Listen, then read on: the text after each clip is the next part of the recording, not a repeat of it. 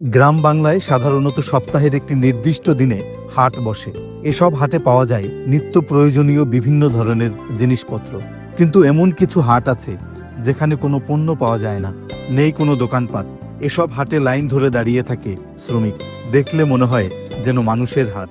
ভোলার চর ফ্যাশনে বসে এমনই এক ব্যতিক্রমী হাট।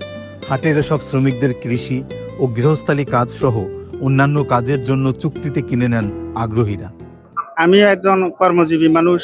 আমিও এখানে কাজ করার জন্য আসছি।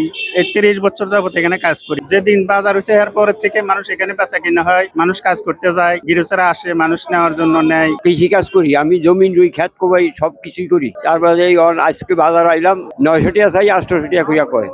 সপ্তাহে এক সপ্তাহে কাজ করি, সপ্তাহে আর মিস নেই। আমরা চাই 900 আর 850 মূল্য থাকার ব্যবস্থা মালিক যে নিবে। এ ধরনের হাটে একজন শ্রমিককে দেখে শুনে নেওয়ার সুযোগ থাকে।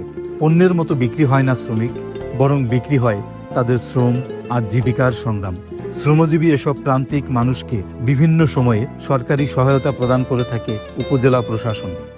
আমাদের যে সেক্টরের প্রোগ্রাম হচ্ছে সামাজিক নিরাপত্তা বিষয় অধীন, তাদের জন্য সরকারি কিছু বরাদ্দ আছে। আমরা বিভিন্ন সময় হচ্ছে যাচাই বাছাই করে সরকার প্রদত্ত সহায়তা প্রদান করে থাকি। এছাড়া বিভিন্ন উৎসব সহ সরকার থেকে একটা নির্দিষ্ট উপহার আসে তাদের জন্য, যা স্বল্প আয়ের এবং নিম্নবিত্ত মানুষের কাছে আমি করছি। এ হাট শুধু শ্রমের আদান প্রদান নয়, বরং গ্রামীণ অর্থনীতির এক বাস্তব প্রতিচ্ছবি। এখানে জীবিকা আর প্রয়োজনের সমন্বয়ে তৈরি হয় শ্রমের এক বিনিময় বাজার।